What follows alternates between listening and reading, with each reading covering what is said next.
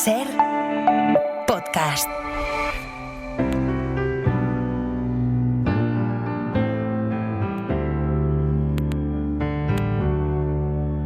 Cuando no salga mi jeta en los diarios, ni los novios bailen ya noches de boda, cuando solo esté de moda si me caigo otra vez del escenario, La ventana de los libros. cuando no sepa la orquesta la canción que te escribí, cuando las casas de apuestas no den €1 por mí, cuando cierren las cantinas y el laurel de mi corona sea de espinas, Con Benjamín Prado.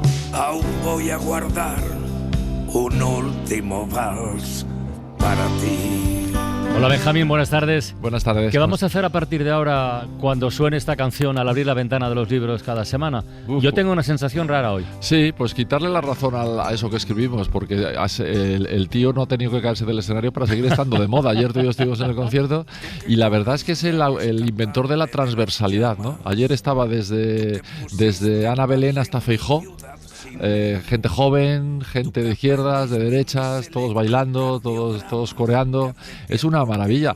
Da mucha pena que se retire Joaquín. Tú sabes que cuando yo conocí a Joaquín, él tenía 33 años. ¿Y tú? 21. Bueno, 21, éramos unos... Nos lleváis 12. niños, ¿no? Y entonces cuando lo veo ahí, lo que pienso pero hay que es, saber irse, Benjamín. qué Hoy lo mayores comentaba estamos. Emma, Sí, esta tarde sí, lo hemos sí. comentado. Es importante. Hay que saber irse y se va en un momento donde su voz puede seguir dando guerra mucho tiempo, Absolutamente. podría seguir haciendo grandes conciertos y espérate, ¿tú crees que no, que lo va a cumplir lo que ha dicho y punto? Yo creo que la gente has aquí dudado. yo creo que la gente aquí no lee. Entonces, como no lee, tampoco se han leído el comunicado que dice Joaquín, que lo único que decía es que se retiraba de las grandes giras. No que deje de subirse a un escenario, ni que deje de hacer discos, que es lo que más le gusta, porque yo, Joaquín, después de 43 años de amistad y muchos años de escritura a cuatro manos y tal, desde luego cuando le he visto en un punto más cercano a la felicidad es escribiendo siempre. Nunca cantando, siempre escribiendo. Eso es lo que al tío le hace feliz y eso es lo que va a seguir Y haciendo. dibujar. ¿No? Y dibujando también, Y dibujando. Oye, esta tarde hemos lanzado la campaña Somos así. Como ha estado Sistiaga y lo propuso en una reunión, ahí precisamente en el Wizzing hace un tiempo, la campaña Cervantes para Sabina. No tenemos ninguna influencia, pero bueno, al menos para que ruede un poquito la bola, sí, ¿no? Si Dylan tiene un Nobel, ¿no? Joaquín es un poeta con banda, es un escritor. Sí, señor. Es un escritor, no, si le llamas solo cantante te estás quedando muy corto, ¿no? Es un escritor y además todas sus canciones vienen de la poesía, vienen de César Vallejo, vienen de Neruda, vienen de Alberti, vienen de Gil de Viedma, y todo esto es un escritor con unas rimas, con una capacidad de escribir novelas de 4 minutos. Pero si ayer incluso espectaculares. la presentación de los integrantes de la banda En verso. la llevaba escrita en verso. Total, Es que es una cosa... Total. Yo creo que lo merecería, pero vamos, al 100% el Cervantes, Joaquín. Pues hay que ir creando un poquito el ambiente propicio, que no sé si estas cosas son a veces favorables o contraproducentes, pero la bola la hemos echado a rodar esa tarde en la ventana, o sea que corre la voz, ¿no? Bueno, oyentes de la Serpida en el Cervantes para Joaquín Sabina.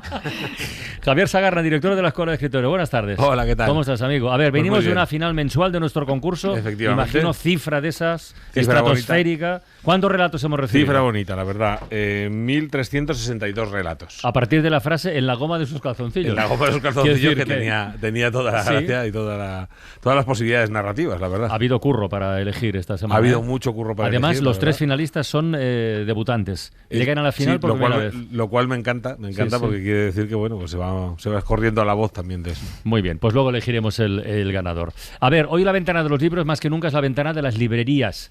En España hay unas 2.750, son, Emma, el dato Sí, que tenemos, aprox, librerías sí. independientes. Librerías independientes, hay que subrayar, ¿eh?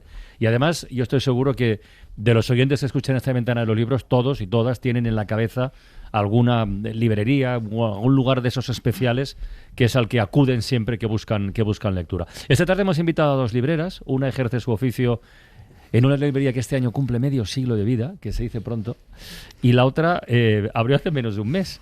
La vida está llena de contrastes y son maravillosos. Saludamos a Lola Larumbe, de la librería Alberti de Madrid, y a María Pérez Cano, que junto con tres amigos que dicen, mira, vamos a hacer algo, va a ser una librería, y a poner el nombre de Verbena.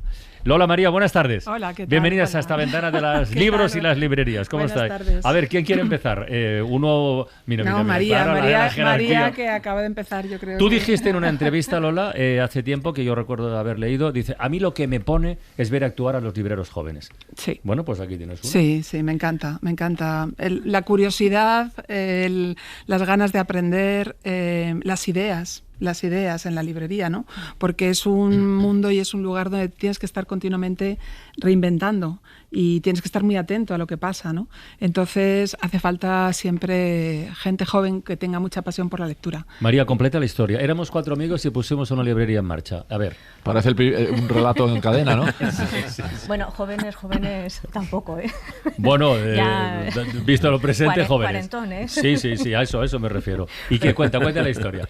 Bueno, pues siempre, nos hemos dedicado siempre al mundo de la cultura, hemos estado trabajando en librerías muchísimos años y queríamos volver a vincularnos a las librerías y a este mundo que es que cuando lo dejas un poquito lo echas muchísimo de menos, y decidimos pues tirarnos al vacío, que bueno, para mí no es vacío, para mí es un colchón mullidísimo lleno de libros, y abrir una librería.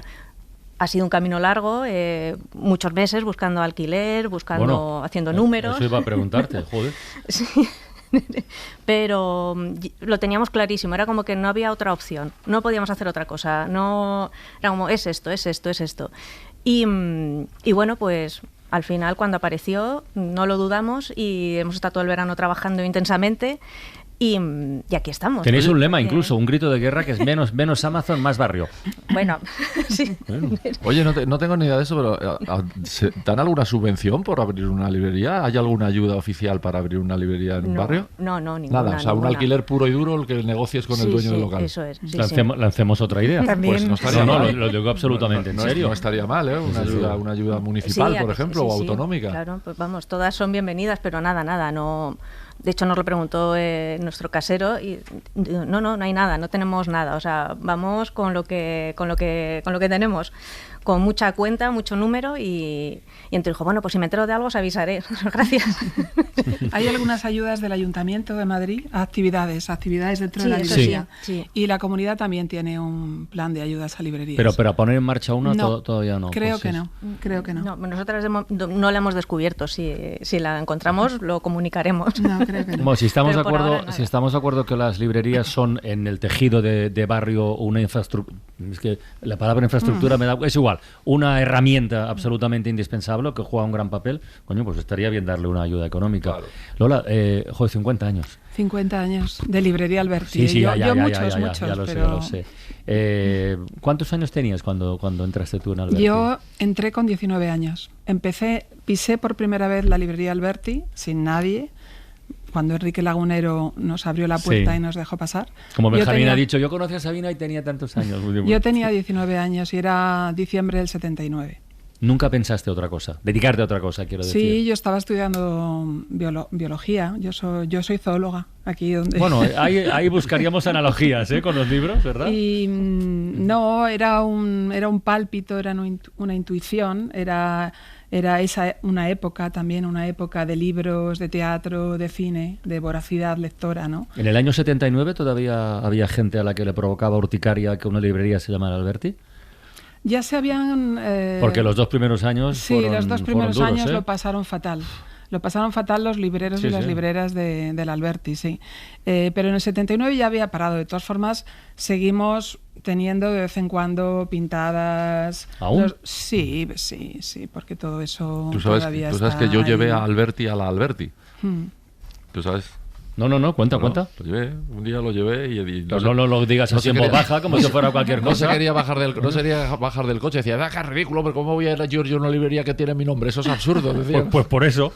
Y entonces le llevé a la puerta y saqué a conocer, ¿te acuerdas? A Rafael, que no quería bajarse. Nosotros fuimos a preguntarle si nos permitía, como éramos la segunda generación, claro, si nos permitía que la librería tuviera su nombre. No le conocíamos de nada, conocíamos a Lagunero, pero a Alberti no. Y fuimos a donde vivía. Princesa 3 duplicado. No, vivía en la Cuesta de San Vicente. Ah, eso mucho antes, entonces, claro, la Cuesta de San Vicente. Ahí estaba María Teresa y entonces León fuimos con un papelito que nosotros mismos escribimos, una máquina de escribir, autorizo a Jaime Lucía, no sé qué, a Lola Arumbe, y llamamos al timbre con ese papel. Antes le habíamos llamado por teléfono.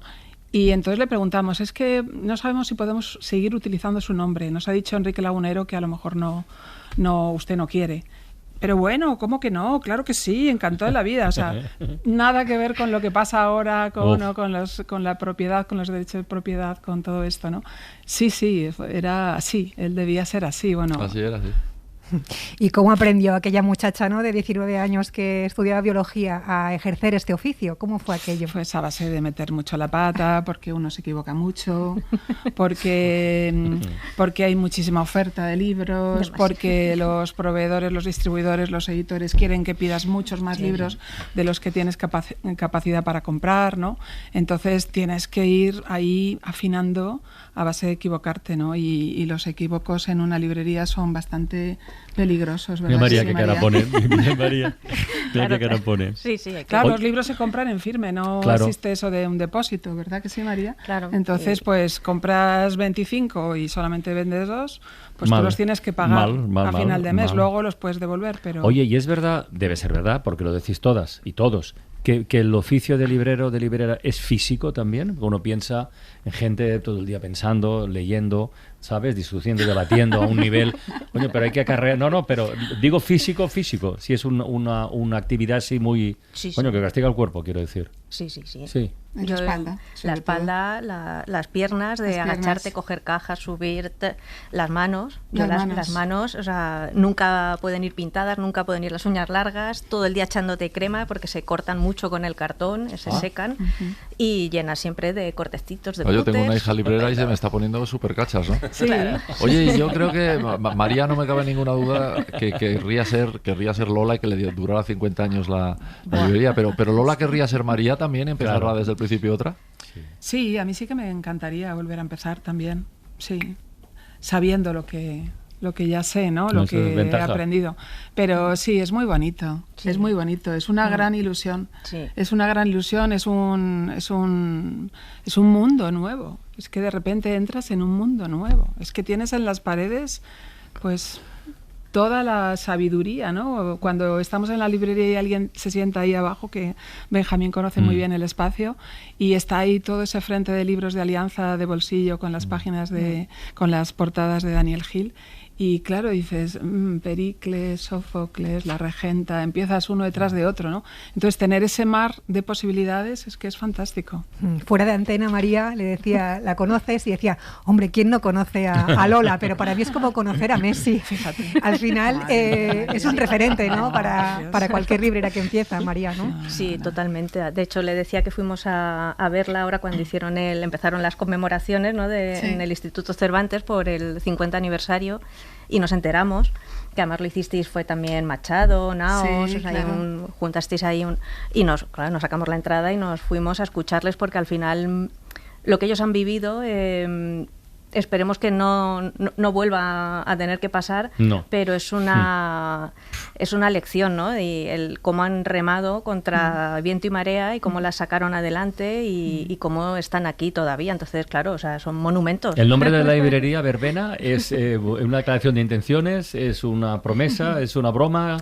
No, es una declaración de intenciones, ¿verdad? Sí, es la cultura desde la alegría, desde Oye, por cierto, la librería Verbena está en una calle, en la calle Tabernillas, en la Latina, donde vivió un tiempo... Donde vivió Joaquín, sí. Claro, sí, al lado de... un poquito más atrás, bueno, tiene números más atrás estamos, sí. Esta tarde comentábamos con el alcalde de Barcelona, hemos llamado un momentito porque está en la Feria Internacional del Libro en Guadalajara, y le decía que leí el otro día en El País un editorial que mejor a propósito de del encuentro de Barcelona, los escritores que han viajado y tal, que decía que en estos tiempos donde las palabras en la arena política se rompen o desaparecen o dejan de tener importancia de manera muy rápida, los libros nos recuerdan que sirven para tender puentes.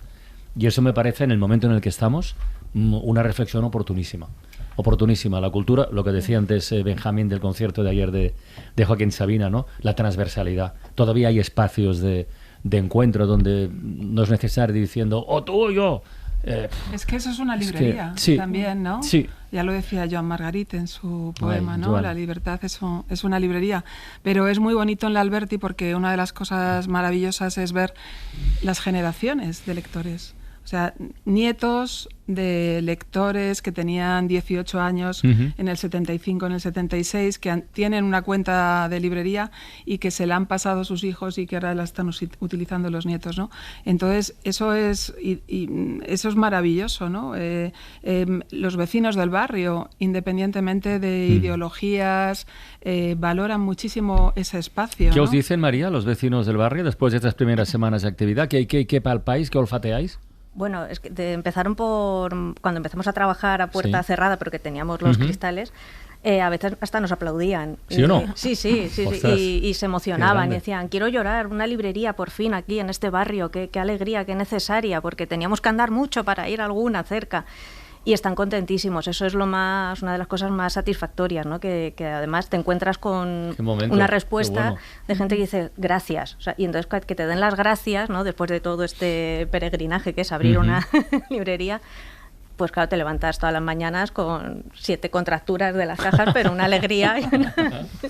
Porque en vosotras también había, ¿no? Esta vocación de hacer barrio, de que no sea todo bares y cosas para turistas, sino que también la gente pudiera comprar un libro a su barrio sin tener que desplazarse. Sí, mira que es bonito la Latina, pero en fin. Sí, claro, es que yo me he criado ahí y le decía a Lola, miramos por todo Madrid, buscamos locales por todo Madrid, pero yo tenía mi espinita de yo la quiero en mi barrio, en la Latina, hace falta, o sea, aquí hay cerca, pero quiero una para mis vecinos, para nosotros. Y bueno, pues al final hubo un poco de suerte y apareció el local. ¿Verbena es librería generalista? Sí, es generalista. Sí, tenemos de todo un poquito, sobre todo narrativa, ensayo, novela gráfica y luego una zona infantil bastante grande en una última sala, porque también hay mucho colegio y no hay alrededor, hay pues igual, pues una librería también para los niños. Eso es una maravilla. Yo siempre recuerdo, ¿verdad, Lola? En la Alberti, todos mis hijos, mis múltiples hijos, 4 o 5, como decía Pepe Caballero, ¿no? Yo tengo 4 o 5. Todos correteando por Alberti, por el pisito de arriba donde están los libros. Subiendo y bajando escaleras con los libros infantiles. Niños, ¿no? Es una manera de que aprendan a vivir. Mira, al final una de ellas está trabajando en una librería, o sea que algo se le quedó, ¿no? Dila. Oye, Lola, ¿cuál es tu mejor recuerdo de Alberti Librería? ¿Cuál es tu mejor recuerdo? Es un momento que digas, Bueno, el recuerdo así reciente, más emocionante, es cuando pudimos abrir después de la pandemia. Confinamiento. Ese día, y cuando regresaron los libreros a la librería, porque yo me quedé ese tiempo allí atendiendo la web, atendiendo los teléfonos, lo que pasaba allí, ¿no? Y los pedidos empezaron a crecer y yo ya no daba abasto. Trabajaba hasta las tantas de la noche, los domingos. Nunca trabajé tanto, ¿no? Y entonces, bueno, pues cuando ya pudieron empezar a trabajar, ¿no? Pues fue emocionante volvernos a reencontrar. Nos echábamos de menos. O sea, que había ganas, ¿eh? Habíamos pensado que se acababa todo, como todo el mundo, ¿no? Lo pensó en ese momento. Entonces eso fue muy bonito. Pero me acuerdo mucho pues de cuando venía San Pedro a la librería y decía, vámonos a comer a Manolo, por ejemplo, ¿no? O con Joan Margarit, cuando venía también con sus libros nuevos y yo tengo que venir al Alberti porque yo te he dicho, Lola, que cada libro que saque lo voy a presentar en la librería Alberti, ¿no? Y me acuerdo sobre todo eso, de los amigos que se han hecho en la librería.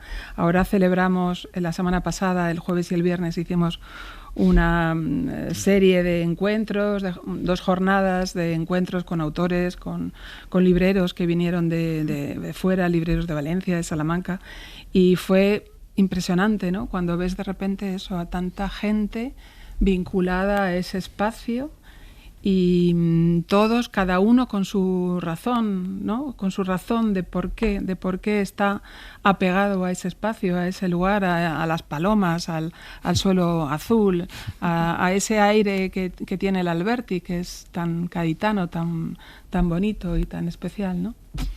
Y luego cómo se adapta, ¿no? Porque yo me acuerdo, tengo un recuerdo cuando publiqué mi libro, lo presenté en la Alberti y para mí me imponía muchísimo porque era presentarlo allí, ¿no? Pero cómo se adapta a los espacios, ¿no? Pues cuando empiezas y tienes, ¿no?, como poca gente, se adapta a esa acogida pequeña, luego a veces os transformáis en una gran sala para cuando vienen autores pues como muy leídos y demás, ¿no? Que es como muy versátil el espacio. Es que es orgánica, es un ser vivo. La librería Alberti y todas las librerías van cogiendo como les crece el pelo, las patas. Sí. María. Es así. Y entonces pues la Alberti tenemos esa capacidad de meter una silla más. Venga, pon 2 sillas más que va a venir más gente, ¿no? Así que sí, es muy bonito todo eso, sí. ¿Vosotros, María, ya habéis desarrollado actividad cultural o no? Sí, bueno, la semana pasada hicimos una presentación de un libro de la historia de la literatura argentina contada en 1 hora, que no, por supuesto no duró 1 hora. Fue imposible. Es un oxímoron, ¿eh? Total. No, en fin. Perdón por el chiste, pero claro, es que queríamos verlo, no me lo creo. Pero bueno, estuvo muy bien. Y ahora el jueves también hacemos una presentación con Adriana Herreros y Raquel Peláez, Adriana viene a presentar su libro de Andar por Andar y hará una conversación con Raquel, que bueno, pues es amiga suya también caminanta. Y luego es muy curioso ese libro. Sí, hablamos aquí en la ventana de él. Sí, es muy curioso ese libro. Es una joya, o sea, yo lo he leído y es que, o sea, es un nivel de detalle, bueno, y luego cuentacuentos tendremos en todo diciembre. Por cierto, el libro de Emma, como no lo dirá ya, lo digo yo, se titula No lo haré bien. Sí. Ya lo presento hace tiempo y tal, diciendo mi libro con esa modestia que tal, no lo haré bien. Eso es. No lo haré bien, venga.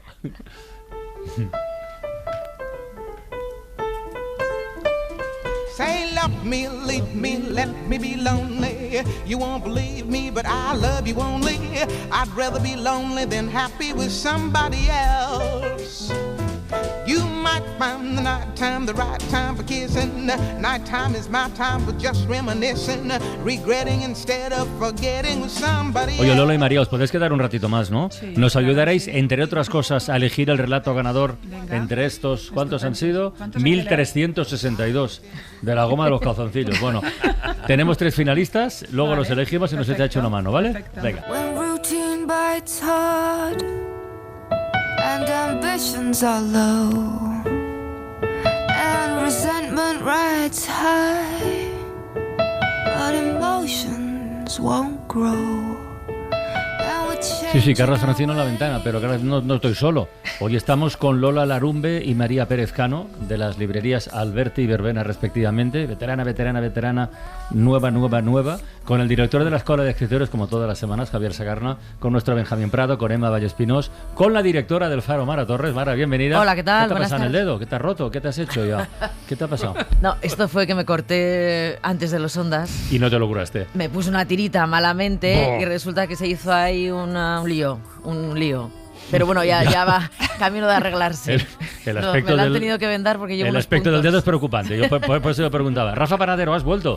Bueno, ¿Y me has eso? dicho, a las 5 me has dicho, aquí estamos a tu disposición. Sí. Y he dicho, pues bueno, me vuelvo a pasar a las ¿Te 6:30 integras en el jurado? Relatos, ¿Alguna claro. relación con librerías, con alguna? Bueno, estáis hablando de la librería Alberti, está aquí Lola, y precisamente el sábado estuve en la librería Alberti participando en la presentación de un poemario de William González Guevara, que la verdad es que todo lo que habéis dicho, un ambiente maravilloso. El libro es, bueno, el poemario Cara de Crimen, se acaba de llevar el premio Espasa es Poesía. Bueno, William es un personaje muy interesante, Lola lo conoce también, tiene 25 años. Mira, Rafa. Nació en Nicaragua, pero criado aquí en Carabanchel. Y bueno, ya ha estado aquí alguna vez y yo creo que... Sí, yo creo que sí. Sí, estaría bien que volviera. Está muy bien el libro, Cara de Crimen. Pues mira, ya he recomendado uno, pero Benjamín me va a recomendar otro. Voy a recomendar un par de libros de biografías. Aileen, Retrato de un matrimonio. ¿Quién era Aileen, diremos? Bueno, pues Aileen era la mujer con la que se casó George Orwell. Se conocieron en una fiesta, él se enamoró muchísimo de ella, la persiguió, le dio la brasa hasta que la pobre le dijo que sí. Y luego contarlo de forma un poquito No, más. es que le dio mucho la brasa. La verdad es que le dio mucho la brasa porque ella no estaba muy por la labor. Ya. Ella era una señorita muy bien educada, de una familia, en fin, bien, y entonces lo consideraban sus padres y tal, consideraban un tirao que le iba a arruinar la vida, ¿no? Él se viene a Cataluña, se viene a la Guerra Civil Española, dice que viene a matar, a matar fascistas. Sí. Aquí va a escribir algunos de sus libros más conocidos, El homenaje a Cataluña, por ejemplo. Y cuando se ve, las cosas empiezan a torcerse porque él es trotskista. Empieza a estar en el POUM, le empiezan a perseguir los amigos y los enemigos. ¿Y qué hace Ailín? Pues viene a rescatarlo realmente de una Barcelona muy peligrosa, se lo lleva sano y salvo, y bueno, gracias a eso pues conocemos esa novela que le gusta tanto a Feijóo, que es 1984, ¿no? Entonces, este es el primero recomendación, Ailín, de Miguel Berga, en la editorial Tusquets. I know the reason why you think you gotta leave. Promises of future glory don't make a case for me. I did my best and all the rest is hidden by the clouds. I can't carry you forever, but I can hold you now. ¿Qué más, Benjamín? Pues mira, extranjero en todas partes, Los días argentinos de Witold Gombrowicz. Bueno, lo de los días se queda un poco corto, los subtítulos, tuvo 24 años, pero es que fue una cosa curiosa porque cuando empezaban los problemas él era polaco, los problemas en Europa, ya se veía que Hitler iba a invadir seguramente el país y demás. Van en un barco unos exiliados a hacer unas conferencias por Latinoamérica, paran en Buenos Aires. En Buenos Aires van a hacer una escala para volver a Europa, por lo tanto volver a Polonia. Y cuando el barco está a punto de salir, el tío sale corriendo, se baja del barco corriendo con sus 2 maletas y se queda 24 años. A mí lo que me ha llamado la atención es que en esos 24 años son exactamente los mismos que estuvo Rafael Alberti allí, porque es desde el año 1939, exactamente los 24 años de exilio argentino. Pero claro, allí conoce a Borges, allí conoce a las hermanas Silvina y Victoria Ocampo, allí conoce a Adolfo Bioy Casares, se hace bastante amigo de Ernesto Sábato, y solo de Ernesto Sábato, porque los demás decía que eran todos unos aristócratas de la cultura que solo les interesaban la parte de arriba de la sociedad y que a él le interesaba la de abajo. Bueno, era también un tipo bastante activo sexualmente y anda por ahí por bajos fondos buscando amantes.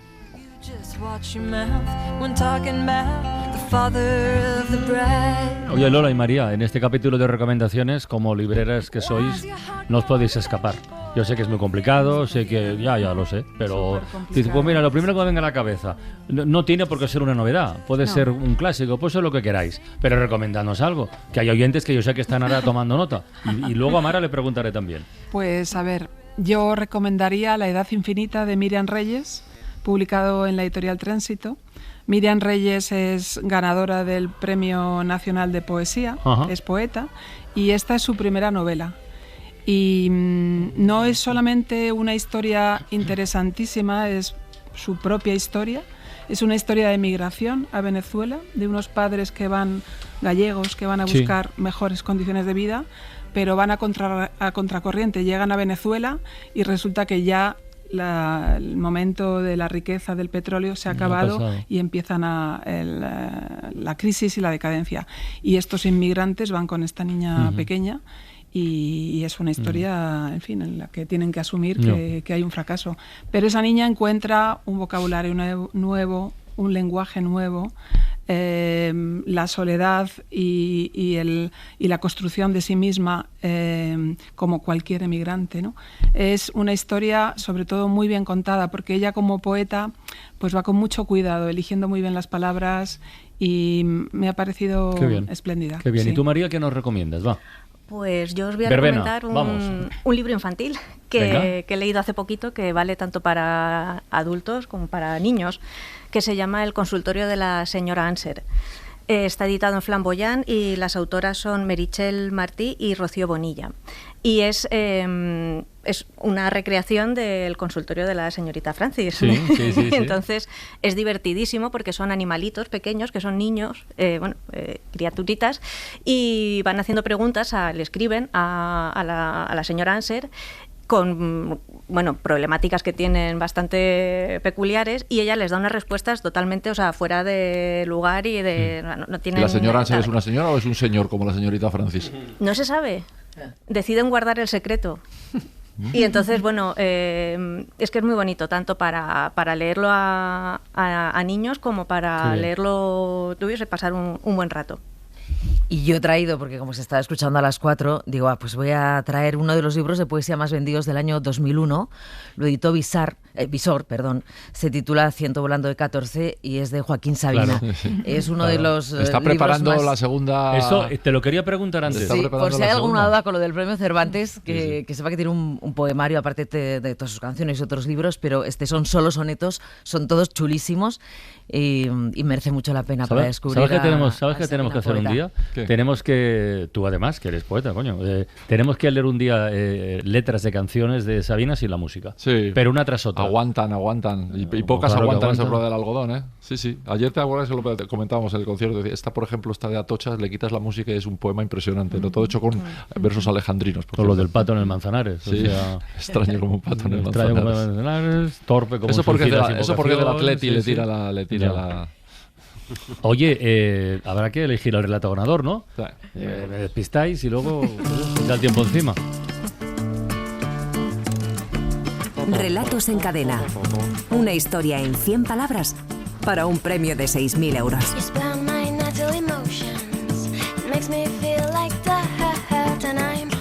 Recuerdo el dato porque es tremendo y es un elogio en toda regla para los 3 finalistas. A partir de la frase "en la goma de sus calzoncillos", hemos recibido 1.362 relatos. Los finalistas son Rubén Rodríguez, Maru Cicuéndez y Juan Dols. Rubén tiene 48 años, vive en Madrid, trabaja como consultor en el Departamento de Informática de la Universidad Villanueva. Rubén, buenas tardes. Hola, buenas tardes. Bienvenido y felicidades. Finalista por primera vez. Lo digo bien, ¿eh? Eso es. ¿Y nos escribes desde hace cuándo, por saberlo?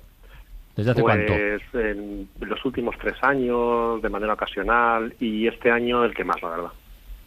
¿En qué librería compras? Quiero decir, ¿compras siempre en la misma? ¿Tienes una de referencia? No tengo ninguna referencia. Tengo una en el barrio, que es muy cuca, que yo vivo por el barrio de Delicias, y hace un par de años abrieron una que se llama La Anónima. La Anónima. Y ¿Tú también, Emma? Sí, ¿Tú también compras ahí? Mira qué bien. Y bueno, en realidad, aunque me gusta más comprar en comercio pequeño, bueno, si hay que ir a gran superficie, pues bueno, se va y por vía web lo menos, la verdad. Y me gusta mucho también comprar en festivales de literatura, en fechas señaladas, tipo San Jordi y demás. Muy bien, Rubén. Oye, que tengas mucha suerte, ¿eh? Muchas gracias. Maru Cicuéndez tiene 50 años, vive en Madrid, trabaja en un juzgado como gestora. Maru, buenas tardes. Hola, buenas tardes. ¿Y eso qué es? Perdona, lo de gestora en un juzgado, que... Gestor, a ver, en un juzgado está el juez, un letrado y luego una serie de personas que trabajamos también dentro de la justicia, pues igual que en un hospital están los médicos, luego hay un equipo de enfermeros, pues nosotros somos el personal que tramita los procedimientos. Vale, ya está, entendido queda. Eres finalista también por primera vez y sí. ¿Nos escribes desde cuándo? Pues empecé más o menos con la pandemia, ¿no? Mira. Ahí con cierta regularidad, luego he tenido un parón y esta temporada también lo he vuelto a recuperar. Bueno, pues lo de hoy tiene un mérito increíble, así que te deseo muchísima suerte, igual que a tu compañero, Gracias. ¿vale? Venga. Y gracias. Juan Dols tiene 55 años, vive en la Pobla de Vallbona, en Valencia. Es profe, es maestro de educación física en primaria. Juan, buenas tardes, buena vesprada, hola. Hola, buena vesprada, Carles y compañía. ¿Qué tal la clase hoy? Que los lunes siempre es un día así, un poco con los chavales. Sí. ¿Qué tal hoy? Pues bien, un poquito de sol, un poquito de viento, adaptándose al clima. Oye, lo de escribir, profe, ¿desde cuándo? Pues un poco de siempre, pero como entretenimiento y sin ninguna pretensión. Ya. Pero es la primera vez que nos has escrito al concurso, porque esto lo tengo aquí apuntado como dato. Sí, os escribí el 20N, creo. Ah. Y desde entonces ha sido un poco, como decimos aquí, pensatifet, y bueno, me ha sorprendido muchísimo la llamada de esta mañana. El centro de la diana. Muy bien, Juan, que tengas mucha suerte. Venga, vamos a los relatos y luego votamos. El primero, el de Rubén Rodríguez, lleva por título Pluriempleo. En la goma de sus calzoncillos su madre le cose las iniciales del nombre y del apellido. Hoy le ha dado por ahí. Él lo acepta resignado y cuando la mujer acaba su tarea, toma la prenda y se la coloca por encima del uniforme. Después, se viste para ir al trabajo. Ve con cuidado, que en la gran ciudad nunca se sabe. Él se agacha y recibe el beso de rigor en la frente. De camino a la redacción cae en la cuenta y repasa mentalmente las capacidades de sus archienemigos, ya que si alguno tuviera rayos X, podría descubrir su identidad secreta. Me pillé. Sí. Bueno, ha sido una de las cosas más curiosas de esta semana, que ha habido montones de relatos de Superman. ¿Ah, sí? Anda. Calzoncillo Superman. O sea, es una asociación inmediata. Pero por la broma de toda la vida de llevar los calzoncillos por fuera. Claro, por la broma de llevar los calzoncillos. Y también ha habido una cosa, que las iniciales CK, que os sonarán de una marca de calzoncillos, son las mismas de Clark Kent. De Clark Kent, claro. Y claro. A partir de ahí ha habido un montón de relatos, de los cuales, bueno, a mí este me parece realmente estupendo. Muy y bien. de los mejores que hemos recibido. Vamos con el segundo, el de Maru Cicuéndez. Se titula Marcado. En la goma de sus calzoncillos la aguja se mueve con destreza. Con los pespuntes precisos acaba lo que el hijo le ha pedido.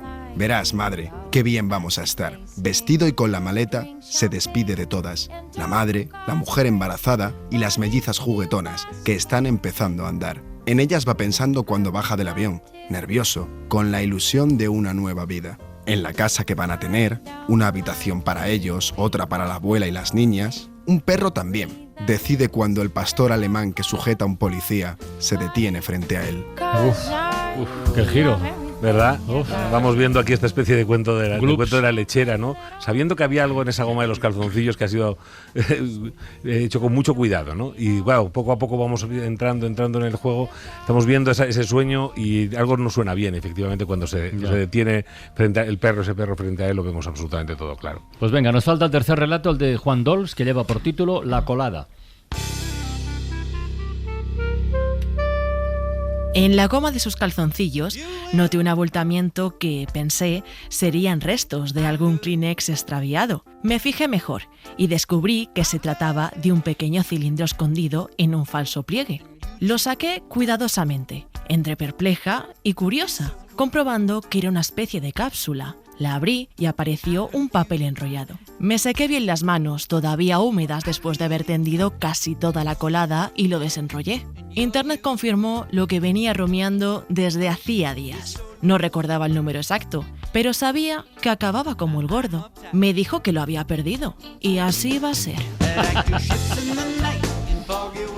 La verdad es que el relato va muy bien, una especie de tensión, ¿qué será eso que hay ahí, ¿no? Nos tiene todo el relato agarrados y el final no decepciona, desde luego, ese así va a ser, me parece perfecto. Me fascinan las líneas de imaginación por donde tiran los oyentes, a partir de una frase, ¿eh? Nada que ver ningún relato con el otro. Bueno. Pues venga, los finalistas ya han votado, pero tienen que revelar ahora mismo el sentido de su voto. Rubén, ¿tú por quién has votado?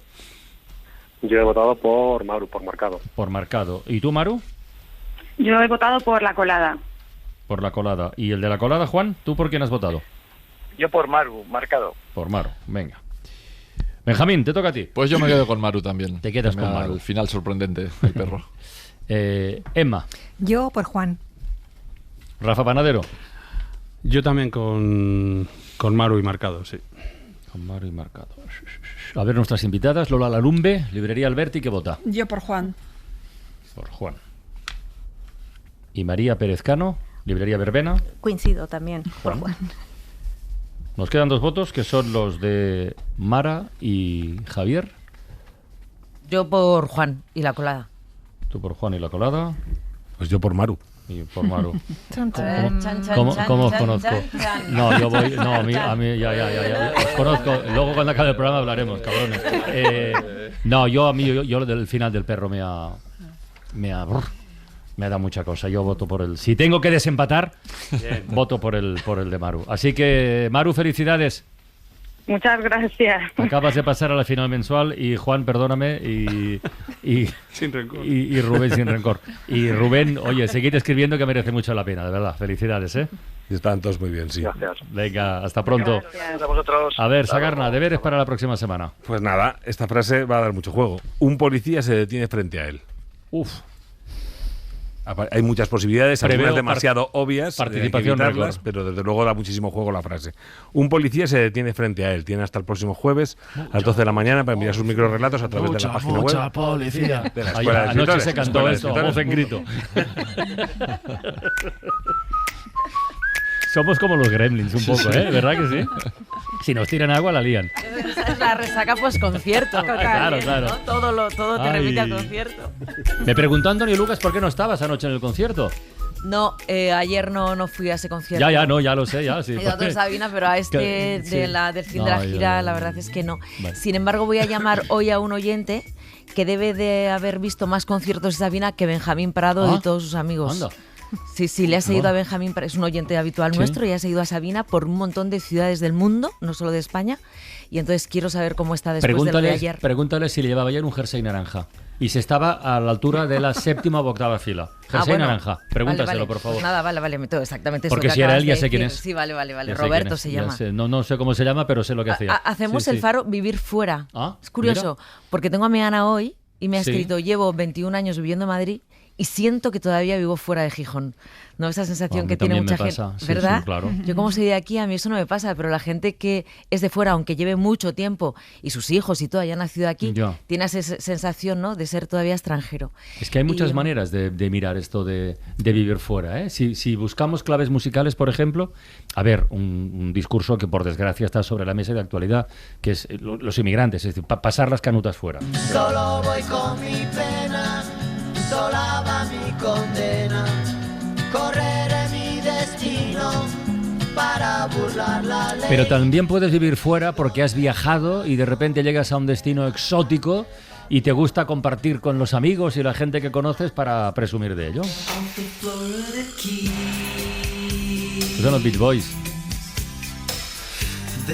En una peli mejorable de Tom Cruise, Cocktail, pero mejorable, pero bueno, no está mal. Sí, bueno, está bien. Y a mí casi lo que más me gusta de esto que hablamos de vivir fuera, y ya que estamos en la ventana de los libros, son los viajes imaginarios. Por ejemplo, esta California de los M-Clan. California en el barrio del Dos. Cuántas tardes soñamos con ir en un Cadillac cruzando el país. Bueno, yo te voy diciendo cosas de música, tú haz lo que quieras. Pero yo fíjate, te voy dando vivir ideas. fuera no es solo vivir fuera de la ciudad o del país. Si tú vives fuera de tu barrio, también dices, llevo un tiempo viviendo fuera, y es viviendo fuera del barrio. Sí. Si vives fuera del pueblo y te has ido al pueblo de al lado, vives fuera de tu pueblo. O sea, el vivir fuera tiene una cosa que es vivir lejos de donde tú consideras que está tu hogar, independientemente de que sea una ciudad grande, otro continente. Y, bueno, depende mucho de la persona, ¿no? Sentirse muy arraigado en un sitio o no tanto, quizá, ¿no? No sé, yo supongo que dependerá del carácter de cada uno. También influye mucho el motivo que te lleva a vivir fuera, ¿no? Si es un motivo económico o es para buscarte la vida, o te vas por amor, o te vas por un trabajo, por casualidad, porque de repente viajabas, como decías, y te encuentras mejor en el lugar que te recibe o que te acoge. Así que bueno, veremos qué sale esta noche de vivir fuera. Yo he vivido toda la vida en Madrid y cuando pienso en mi casa pienso en la casita de Rota. Siempre. ¿Ves? Porque ahí tienes como tu hogar, tus raíces, que no son tus raíces de nacimiento, son tus raíces establecidas con los amigos, con tu vida feliz, donde estoy tranquilo, con tu vida poética y cultural, y que te hace disfrutar tanto, ¿no? Pero nunca subimos al tren y se alejó.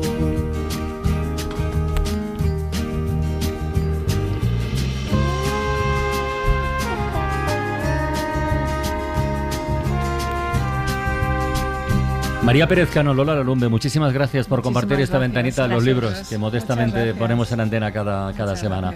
Mara Torres, te escuchamos esta noche. Javier Sagar, hasta la próxima semana. A ver qué ha de decir lo de los policías. Rafa Panadero, hasta mañana. Emma Bello Espinos, esta mañana también. Y Benjamín Prado, poema y cierre. Pues a unas fundan librerías, unas fundan librerías y otras fundan editoriales, ¿no? Elvira Sastre, que la hemos tenido aquí muchas veces, y Miranda Matagliati, su socia, han fundado una editorial que se llama Manos de Pan.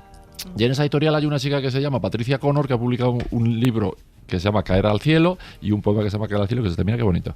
He visto a tantos chicos lanzar piedras al sol como a pájaros batiendo las alas. Engañosos los bordes, mentirosas las luces. A nuestra manera luchamos contra la gravedad de los hechos. No me conformo con la tierra, soy sincera. No es que pretenda tocar el cielo con las manos, aunque en algún punto alguien creyó que la distancia era tan solo un problema técnico.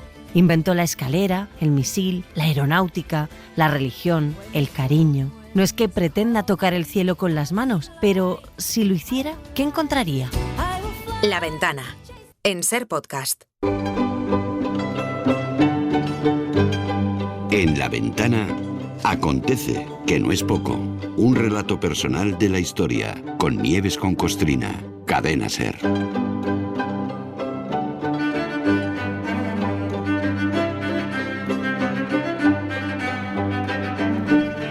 Hola Nieves, buenas tardes. Buenas tardes, ¿Qué tal? Carlas. ¿Cómo estás? Yo muy bien. Hoy muy empezamos el último mes del año y en este repaso diario que hacemos a la historia, oye, pues como vienen fechas navideñas de fraternidad y de alegría, al menos sobre el papel, vamos a abrir diciembre con una de barbaridades, sí. Aunque sea por compensar un poco, ¿no? De la larga lista de atrocidades que podemos cometer los seres humanos, la decapitación, lo de cortar la cabeza a alguien, bueno, eso no está mal. Yo creo que no está mal. Bueno, no está mal. Explica eso. Vale. Pero, ya coger esa cabeza y exhibirla en público para acojonar al personal, ostras, eso ya es de una categoría incluso superior. Vale, pues eso es lo que hicieron los españoles con algunos líderes independentistas mexicanos que luego han pasado a la historia como héroes, claro. Bueno, como mártires, yo diría, pero en fin, como héroes. Mártires, como sí. Es que este asunto de las cabezas de los héroes mexicanos lo habíamos dejado ahí colgando. Sí, que está buscando. Sí. Pues vamos a descolgar el asunto y las cabezas, que también estuvieron colgadas. Y si hablamos de ello hoy, 1 de diciembre, no es casualidad, es por lo siguiente. A ver. Desde 1924 y hasta el año pasado, o sea, justo se cumplían 100 años, todos los presidentes de México hacían su toma de protesta, que a muchos les sonará raro esto de protestar, raro, pero ahora lo explicamos, hacían su toma de protesta, digo, asumiendo el poder ejecutivo de la República los días 1 de diciembre, siempre. Y digo también bien, presidentes, que no presidenta, porque la primera presidenta que ha tenido México también ha sido la primera en un siglo en hacer su toma de protesta el 1 de octubre, que lo hizo el año pasado, no el 1 de diciembre.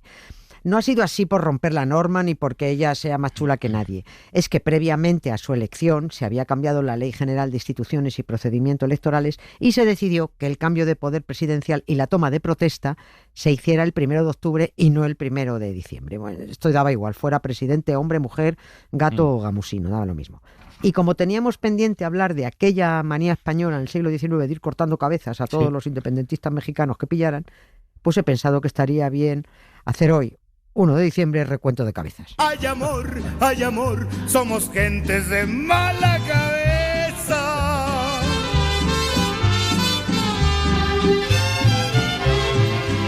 Si nos diéramos vida por vida y la vida nos diera un reproche, buscaríamos el sol sin envidia para hallar la ternura en la noche. Ay amor, yo te causo dolor, tú me causas tristeza. Ay amor, somos gentes de mala cabeza. Oye, antes de contar cabezas, sean buenas o malas, oye, expliquemos lo de la toma de protesta, que será como decir toma de posesión, ¿no? Me imagino, mismo, pero ¿por qué protesta? A diferencia de lo que ocurre en otros países, cuando un presidente de los Estados Unidos mexicanos toma posesión, ni jura, ni promete, ni aparece Dios por ninguna parte, ni mucho menos tienen la novela bíblica estorbando por allí. Que nunca ha entendido que hace un libro lleno de mentiras y fantasías en actos tan serios y tan solemnes. Es inconcebible. Cuando un presidente o presidenta toma posesión, en México dice lo siguiente: protesto guardar y hacer guardar la Constitución política de los Estados Unidos mexicanos y las leyes que de ella emanen, y desempeñar leal y patrióticamente, bla, bla, bla, bla, bla, bla, bla. Sí. La primera constitución que tuvo México tras conseguir su independencia fue la de 1824. Y en ella, pues por las malas influencias españolas, se declaraba que la religión del país, abro comillas, es y será perpetuamente la católica, apostólica y romana. Claro. Por aquel entonces los presidentes estaban obligados a jurar por Dios y por los santos evangelios. Pero en 1857 hubo que elaborar una nueva constitución porque México decidió la separación Iglesia-Estado. Fíjate qué modernos, ¿eh? Sí. Mucho más que nosotros, que estamos todavía en la Edad Media. A partir de ahí, los presidentes juraban el cargo, pero ya habían volado las referencias a los evangelios, a Dios y a la madre que lo parió. Llegaron después las conocidas leyes de reforma, muy importantes en México, 1860-61, con las que se le fueron poniendo coto y freno a la multinacional. Se nacionalizaron sus bienes, se prohibió que cobraran a los pobres, que canallas que cobraban a los pobres, se dejó de mantener a curas y monjas, se cerraron monasterios, conventos, cofradías y demás sedes de la secta. Ahí se acabó la sopa boba. Y a partir de ahí también se eliminó lo de jurar. Desde entonces el cargo se protesta. Ni se jura ni se promete. Que a nosotros nos suena extraño porque solemos entender que protestar es quejarse de algo, ¿no? Sí. Pero bueno, ya vemos que tiene más acepciones la palabra, ya está. Claro. Sí. Esto lo explicaría mejor Isaías. Seguro, sí, seguro. Isaías lo explicaría muy bien. Se lo dejamos ahí puesto en suerte por si habla de protestar. Pero en realidad la primera definición de protestar que aparece en el diccionario es declarar o proclamar un propósito. O sea que protestar el cargo está perfectamente dicho porque protestar es sinónimo de prometer. Y como el 1 de diciembre ha sido durante un siglo y hasta el año pasado el día que los presidentes mexicanos protestaban su cargo, hoy vamos a contar por qué los españoles cortaron tantas cabezas a los mexicanos por protestar, entendiéndolo esto en su acepción quejica y disconforme, que creo que es la cuarta acepción que tiene. Y cuando dije que teníamos que hablar de cabezas mexicanas, porque tenían mucho recorrido, también lo dije en su sentido literal. Los españoles, cada vez que fusilaban a un revolucionario durante el proceso de independencia de México, lo primero que hacían era decapitarlos. Y eso hicieron con el cura Hidalgo. El cura Hidalgo. Miguel Hidalgo. El que dio el grito de Dolores desde el púlpito, el que dio inicio de alguna forma oficialmente a la revolución. Sí, ese es el grito de Dolores, es lo que da diciendo, venga, todos a una. Ya contamos su historia hace unas semanas. Se bajó del púlpito, colgó los hábitos y agarró un fusil. Su aventura revolucionaria duró un año.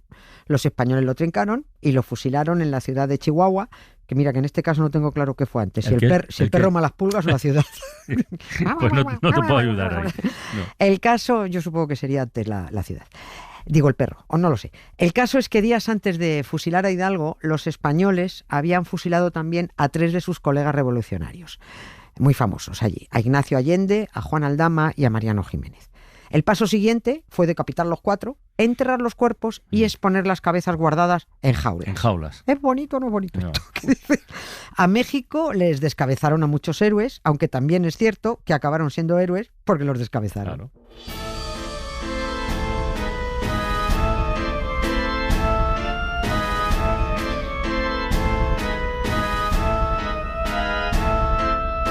Me remito a lo que ha dicho al comienzo, ¿no? Que lo de exponer las cabezas se entiende que era para intimidar, ¿no? Para que supieran lo que les esperaba a los independentistas y porfiaban en el empeño, exactamente, ¿no? A ver, no es que los españoles inventaran el método, pero sí, lo de cortar cabezas y exponerlas, la verdad es que era vistoso y efectivo. Es un mensaje. Sí, pero es colorista, es sobre todo colorista. El cuerpo de Miguel Hidalgo fue enterrado en el mismo sitio de la ejecución, pero el destino de la cabeza era Guanajuato, para ser encerrada en una jaula junto a las otras 3 cabezas de sus amigos revolucionarios. Pero antes de esto, las cabezas tuvieron su particular periplo. A ver. Fueron conservadas en sal para que aguantaran un peregrinaje por Chihuahua, Zacatecas, Lagos, León y Guadalajara. Se trataba de que todos las vieran, bueno, pues para que potenciales revoltosos supieran lo que les esperaba si protestaban. Meses después, las cabezas viajeras fueron colgadas, cada una en su jaula, de las 4 esquinitas de la Alhóndiga de Granaditas. Granaditas está en Guanajuato y era el lugar del primer triunfo de Hidalgo. Entonces dijeron, pues aquí vamos a colgar las cabezas. Cada cabeza en su jaula, pues para que no se escaparan, deduzco. Al lado de cada cocorota había una placa de bronce con el apellido de cada uno y otra placa grande que decía: las cabezas de Miguel Hidalgo, Ignacio Allende, Juan Aldama y Mariano Jiménez, insignes facinerosos y primeros caudillos de la Revolución, que saquearon y robaron los bienes del culto de Dios y del real erario, fueron causa de todos los desastres, desgracias y calamidades que experimentamos y que afligen y deploran los habitantes todos de esta parte tan integrante de la nación española. ¡Viva España! Hostia. Oye, y después de la gira del Cabezas Tour, en algún momento las descolgaría, ¿o no las llegaron a descolgar nunca? No, estaban asquerosas, sí, las descolgaron. Las descolgaron 10 años después, estuvieron 10 años al fresco. En 1821, cuando se consumó la independencia de México, ahí las descolgaron. Las enterraron de momento hasta ver qué hacían con ellas, porque algo había que hacer. Ese cura había empezado la bronca independentista mexicana y fue el que además prendió la mecha de las independencias americanas. Hombre, había que pensar algo grande. En 1823, el Congreso declaró a Miguel Hidalgo padre de la patria y dijeron, a ver, hay que recuperar las 4 cabezas y llevarlas al altar de la Catedral Metropolitana de Ciudad de México. Se llevaron las cabezas y los restos de varios héroes mexicanos más, pues para tenerlos todos juntos. José María Morelos también, Mariano Matamoros. Estos 2 también eran curas, por cierto. Y los curas que les salieron protestores. Sí. Después de recolectar héroes muertos por todo el territorio, llenaron la Catedral de héroes. pero tanto héroe en una catedral como que no. Bueno, es que no, en principio los héroes civiles lo que requieren son monumentos civiles, o debería, vamos, no. Eso, es que eso pensaron ellos. Vale. Entonces, ¿qué haces metiendo héroes en una catedral? Si es todo lo contrario. Y bueno, pues eso decidió el presidente Antonio López de Santa Anna en 1843. No sé si recordarás este tipo, hablamos de él hace tiempo, hace 4 años. Este fue presidente del país 11 veces y fue el que organizó un funeral de Estado a su pierna. A su pierna, sí, de eso sí me acuerdo. Sí, pues una historia divertidísima. Bueno, este tipo ya, con esto del funeral de Estado a su pierna, es un excéntrico que no paraba de tener ideas de bombero. Pues este fue el que ordenó construir un monumento a los héroes de la independencia justo frente a la Catedral Metropolitana de México, que todos hemos visto en la tele, si no en directo en la tele. Es esa inmensa plaza con esa inmensa bandera de México que está ahí en gigantesca, ¿no? Pero el monumento nunca se terminó. Solo se llegó a poner el zócalo, la base del monumento, y ahí se quedó empantanada la obra. Así que el que no lo supiera ya lo sabe. La inmensa plaza de la Constitución de Ciudad de México, todo el mundo la conoce como la Plaza del Zócalo, por el zócalo que se supone iba a sustentar el monumento que nunca se hizo.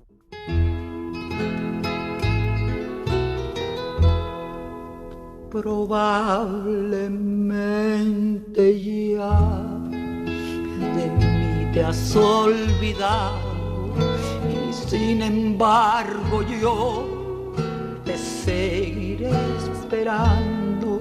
No me he querido ir para ver si algún día que tú quieras volver me encuentres todavía. Oye, Nieves, ¿y qué hicieron con los héroes? Pues los dejaban ahí esperando. Los dejaron esperando en la catedral y pensaron una nueva ubicación para el monumento.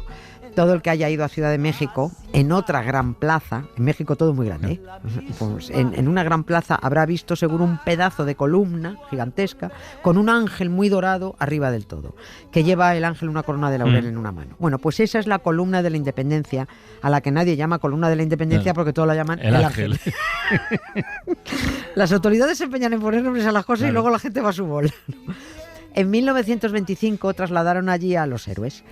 Un batiburrillo, me hace ahora 100 años que fue el traslado. Fue un batiburrillo de 14 héroes a los que estuvieron honrando durante 90 años, hasta que en 2010, entre los actos del bicentenario de la independencia de México, decidieron poner un poco de orden en el batiburrillo y exhumaron a todos los héroes para estudiarlos e identificarlos. Y bueno, que en fin, algún susto ya sabían ellos que se iban a llevar. ¿Pero las cabezas estaban o no? Sí, las cabezas estaban. Vale. Y a esas estaban perfectamente identificadas porque además de estar hechas polvo por los 11 años que estuvieron a la intemperie, colgando en las jaulas, al menos alguien tuvo la precaución, cuando las descolgaron, de grabarles la inicial en la cocorota.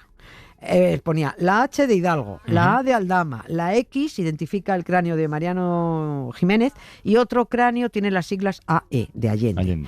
El resto de los huesos, tal y como escribió un cronista en 1925, están colocados en la más admirable y fraternal confusión. Qué buena frase. Sí, que bueno, es una bonita manera de decir que el desbarajuste era monumental. De entrada, los huesos atribuidos al admirado héroe Mariano Matamoros han resultado ser de una chica, de una mujer. Ostras. Bueno, lo malo es que los de otro prócer de la patria han resultado ser de un venado, que esto ya es peor. Probablemente estoy pidiendo demasiado, se me olvidaba que ya habíamos terminado. Refugiémonos en el valor del simbolismo. Y no vayamos a más. Qué buena frase también. Ahí está. Mañana más, Nieves. No, mañana no. Ni mañana ni el miércoles. Porque hay fútbol. 2 días seguidos de fútbol entre semana. Nada, qué bien os lo vais a pasar. No, te veo entusiasmada. Pero el jueves 4 volvemos. Ahí estaremos. Con Acontece, que no es poco. Venga, un beso. La Ventana, en Ser Podcast. Vamos a repasar lo que queda de este primer día. Lo que queda del día.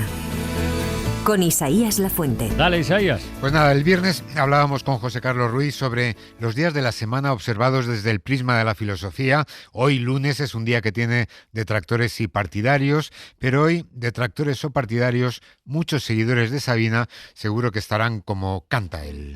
Extraño como un pato en el Manzanares, torpe como un suicida sin vocación.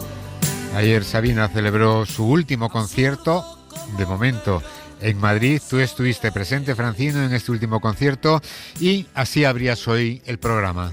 Su concierto de despedida anoche en Madrid fue un festival de emociones y fue, yo creo, una fecha para la historia. El 30 de noviembre de 2025 será recordado sin ninguna duda en el calendario de la música. Y pasó una cosa, que es que a la primera canción, a la segunda como mucho, ya se te saltaban las lágrimas. A Carlos Bollero, por ejemplo, que pasa por ser el más duro del barrio, también le ocurrió. Pero si me preguntara alguien, a mí por ejemplo, por qué lloraba o por qué llorábamos, yo tampoco sé si sabría explicarlo muy bien. Coño, porque Sabina no se ha muerto. Sabina deja los escenarios con la voz que está todavía para dar mucha guerra, con la cabeza bien ordenada, va a seguir escribiendo, dibujando, no sé, debe ser ese poder evocador de la música, que en su caso además, como tiene tantas canciones y tan buenas, yo creo que a cada uno y a cada una nos pasaban imágenes por la cabeza, nos venían recuerdos asociados a tal o cual canción. Así estoy yo sin ti. En fin, muchos sabineros huérfanos porque él ha llegado a muchas generaciones. Esta mañana en Hoy por Hoy, Agustín Rodríguez aún decía esto. En el fondo ha sido capaz, ¿no?, de contar la historia de la gente de nuestro país, de cada uno de nosotros. Todo el mundo, yo creo que tenemos una canción de Sabina que decimos me identifico con ella o me recuerda a este momento de mi vida. Y en el fondo, a diferencia de lo que nos pasa con muchos artistas, ¿no?, que no encontramos momento para escucharle, creo que Sabina tiene canciones para cualquier hora, cualquier momento y cualquier época de tu vida. Y quizás hoy Joaquín Sabina esté mejor que los sabineros, nos decía Rafa Panadero. Yo me sumo, pero además tengo la sensación, por lo que contáis, que ayer probablemente el que más contento estaba de todos ahí en el Movistar Arena. Era él, que deja de salir, de tener que salir a cantar, porque bueno, como dice John, pues igual es más escritor o más poeta que músico o que cantante, ¿no? Y por eso igual tampoco es un mal momento para él. John Sistiaga lanzó ya hace tiempo en privado la candidatura de Joaquín Sabina para el Premio Cervantes. Hoy lo ha hecho en La Ventana. Te diré que sí, que la lancé porque estaba en un ambiente con otros amigos, escritores, autores, etcétera. Sabina, sobre todo, es un autor inconmensurable, ¿no? Es un poeta, es un escritor, es un evocador de emociones. Así que, si quieres, lanzamos ahora mismo esta candidatura, que nos escuchen instituciones literarias, etcétera. Pues está lanzada y muchos se sumarían. Bueno, y si Sabina es Dios, Benjamín Prado, con permiso de Bob Dylan, es su profeta y también se suma. Lo único que decía es que se retiraba de las grandes giras, no que deje de subirse a un escenario, ni que deje de hacer discos, que es lo que más le gusta, porque yo, Joaquín, después de 43 años de amistad y muchos años de escritura a cuatro manos y tal, desde luego cuando le he visto en un punto más cercano a la felicidad es escribiendo siempre. Joaquín es un poeta con banda, es un escritor. Sí, señor. Es un escritor, no, si le llamas solo cantante te estás quedando muy corto, ¿no? Es un escritor y además todas sus canciones vienen de la poesía, vienen de César Vallejo, vienen de Neruda, vienen de Alberti, vienen de Gil de Viedma, y todo esto es un escritor con unas rimas, con una capacidad de escribir novelas de 4 minutos. Yo creo que lo merecería. Pero vamos, al 100% el Cervantes, Joaquín. Pues nada, veremos en qué queda la propuesta. Hoy abríamos La Ventana desde el Madrid de Sabina y desde aquí hemos viajado a México, a la Feria del Libro de Guadalajara, que en esta ocasión tiene a Barcelona como ciudad invitada de honor. Y su alcalde, Jaume Colboni, desde allí nos decía que estaba pletórico. Pletórico y feliz de estar rodeado de libros, de amigos, de cultura y de esa otra forma de vivir que decía Carlas al principio, ¿no? Aquí se respira todo lo contrario de la polarización, todo lo contrario. Es la primera vez que Barcelona está invitada como ciudad a esta feria tan importante del libro, la de Guadalajara, y nos decía... Es la primera vez que Barcelona está como tal y de poderse explicar no solo su historia literaria que todos conocemos, sino también la Barcelona actual, de los escritores y escritoras que en estos momentos están produciendo y también de hacerlo de una forma muy transversal. A Guadalajara, Barcelona ha venido con todo lo que pueda explicar la creatividad de la ciudad. Hemos venido con cine, hemos venido con música, hemos venido con artes escénicas. Es un magnífico punto de encuentro, además, entre Latinoamérica y Barcelona, que a mí me hace mucha ilusión, especialmente que recuperemos con toda su fortaleza, porque Barcelona es una capital editorial mundial y tenemos que reivindicarlo y hacerlo valer. Y aprovechando este puente entre Madrid y Guadalajara, pues hemos matado 2 pájaros de un tiro. Y hoy Sabina y Serrat se han vuelto a dar la mano en La Ventana. Yo amo los mundos sutiles, ingrávidos y gentiles, como pompas de jabón. Me gusta verlos pintarse de sol y grana volar, bajo el cielo azul temblar.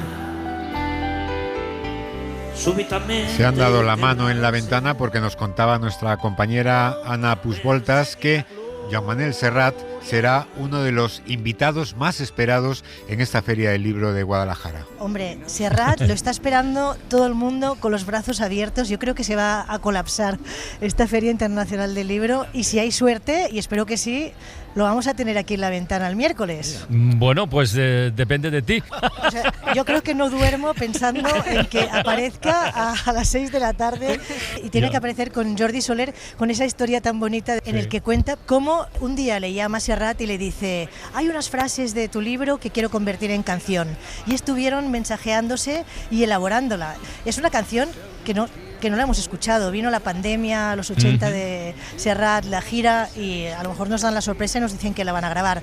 Pues nada, el miércoles quizás haya sorpresa. Y a México también nos ha llevado hoy Nieves con Costrina. Porque hoy es 1 de diciembre, el día en que tradicionalmente todos los presidentes o presidentas de México hacían su toma de protesta. Porque protestar es, en la primera acepción de la palabra, declarar o proclamar un propósito. Ellos no prometen ni juran, ellos declaran la protesta. Y Nieves, claro, como queriendo decir, nos ha recordado cómo los revolucionarios mexicanos, al protestar, en la otra acepción del término, se jugaban la cabeza, literalmente. Hoy vamos a contar por qué los españoles cortaron tantas cabezas a los mexicanos por protestar. Cada vez que fusilaban a un revolucionario durante el proceso de independencia de México, lo primero que hacían era decapitarlos. Y eso hicieron con el cura Hidalgo. Miguel Hidalgo. El caso es que días antes de fusilar a Hidalgo, habían fusilado también a 3 de sus colegas revolucionarios. El paso siguiente fue decapitar los 4, enterrar los cuerpos y exponer las cabezas guardadas en jaulas. En jaulas. Pero antes de esto, las cabezas tuvieron su particular periplo. Fueron conservadas en sal para que aguantaran un peregrinaje por Chihuahua, Zacatecas, Lagos, León y Guadalajara. Se trataba de que todos las vieran, bueno, pues para que potenciales revoltosos supieran lo que les esperaba si protestaban. Meses después, las cabezas viajeras fueron colgadas, cada cabeza en su jaula, pues para que no se escaparan, deduzco. Las descolgaron 10 años después, cuando se consumó la independencia de México. Ahí las descolgaron. Pues nada, así nos las gastábamos los españoles hace un par de siglos. Y de vuelta a la realidad. No le tengo rabia al río, no le. Hoy Tony Martínez, entre todas las noticias y todos los testimonios de este lunes, se ha quedado con uno. Pero me vais a permitir que me detenga unos minutos en algo que escuchamos ayer a la ex consejera de emergencias de la Generalitat Valenciana, Salomé Pradas, en Salvados. Dijo lo siguiente: a mí me cuesta todavía procesar lo que pasó esa tarde en relación con el presidente de la Generalitat. Imagínese si le cuesta procesar a ella lo que cuesta a los demás. ¿Qué pasó en aquella tarde ya lejana hace más de un año? En un país muy lejano. ¿Y cómo puede ser que sigamos dando vueltas? Es lo cierto que hubo una versión inicial del 4 de noviembre de 2024. Ya casi nadie se acuerda, pero Carlos Mazón estuvo desde las 5 de la tarde trabajando en el Palau de la Generalitat. Lo dijo la portavoz del gobierno valenciano, entonces Susana Camarero. Estuvo trabajando en el Palau. Lo confirmó Carlos Mazón. Pero, presidente, ¿usted dónde estaba físicamente desde que salió de esa comida hasta que llegó al CECOPI casi a las 8? ¿En el Palau de la Generalitat? Estaba en el Palau atendiendo llamadas. Es la primera versión, noviembre 24. Hoy sabemos que hay una versión, noviembre 25, según la cual estaba en el restaurante El Ventorro y alguna llamada no la atendió porque no oía el teléfono. Pues yo la de las 19:10 no sé si es que estaba andando y tenía el móvil en la mochila en ese momento. No adelantemos acontecimientos. Hay un año entre esas dos frases, un año y muchas miniversiones. El camino no es recto, es un laberinto. Y ese laberinto lo ha descrito perfectamente hoy Tony Martínez, pero no nos cabe el laberinto en lo que queda del día. Les recomiendo el podcast. Otras noticias, las del Mundo Today. Ábalos amenaza al gobierno con desvelar que fue ministro de Fomento entre 2018 y 2021. Asegura que tiene documentos que acreditan que fue secretario de organización del PSOE. Los españoles acuerdan devolverle a Sabina el mes de abril, ahora que se retira de los escenarios. Muy bonito, pero sigo esperando los 481 días que me debéis por las 500 noches, dice el cantante. Un avión de Air Europa pide ayuda para aterrizar y nadie en España se atreve a rescatarlo. Ni hablar, que ya sabemos lo que pasa en este país cuando rescatas a Air Europa. Lo siento, dicen desde la torre de control.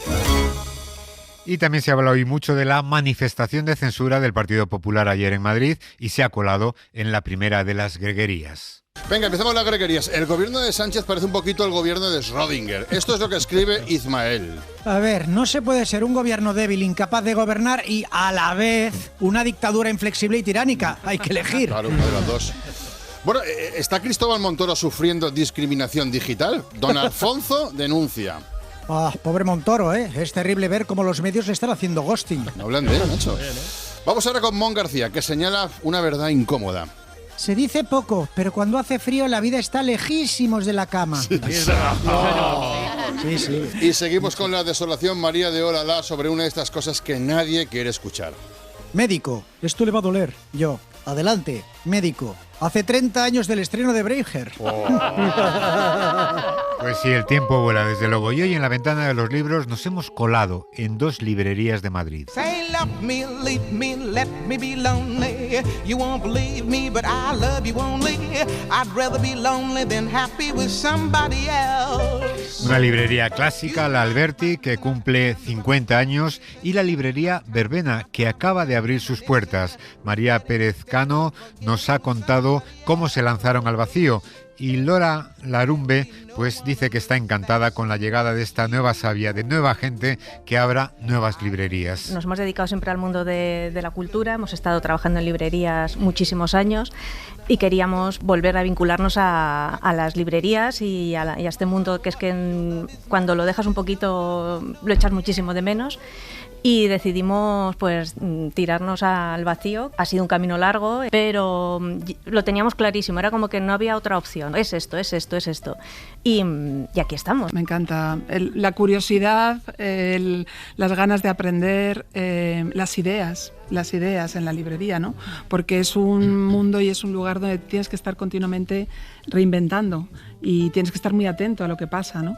Entonces hace falta siempre gente joven que tenga mucha pasión por la lectura. Y hace falta también que los oyentes nos critiquen. Y hoy, defensor del oyente con los especialistas. El defensor del oyente. El defensor del oyente. Esos oyentes que nos llaman para alabar nuestro trabajo, para criticarlo, para hacer que la ventana mejore. Y nos ha llamado hoy, por ejemplo, Gerifalte. Ya sabéis que aquí la gente se pone en contacto con nosotros para ponernos en nuestro sitio, ¿no? Ya tenemos a un oyente al teléfono que quiere quejarse de algo. Buenas tardes, ¿tu nombre? No, amigo, Gerifalte. Hola. Gerifalte, a ver, coméntanos. No, a ver, mira, vivimos, como sabéis, tiempos de mucha polarización, de mucha tensión. ¿Verdad? Hay mucha agresividad, ¿no?, en la sociedad, y creo que vosotros no podéis ser ajenos a eso, ¿no? Sin embargo, yo al único que veo conectado con esa realidad, honesto con todo este contexto y con los oyentes, es a Carlas Francino. ¡Faltan palabrotas! ¿Y no tiene suficiente con Francino? No, falta un poquito más de mala leche en el todo por la radio. Sois muy blancos. O sea, echo de menos, yo que sé, que Tony suelte, por ejemplo, me cago en todo lo que se menea, joder. O un páramo, que vayáis al Leroy Merlin, coño cojones, ya. Hombre, eso no lo puede decir en una mención, no se puede decir eso. Pero la gente está enfadada y vosotros nos representáis en cierta manera y deberéis estar también enfadados, ¿no? Y hablar en consecuencia, pienso yo. Vale, pues mira, tomo nota, Gerifalte. Es una reflexión. Sí, es una reflexión. ¡Saca la rabia, coño! ¡Saca la rabia! Pues, ¡hostia! ¡A la mierda, Gerifalte! ¡Así sí, payaso! ¡Así sí, payaso! Bueno, pues solo le ha faltado decir a este hombre que os parta un rayo.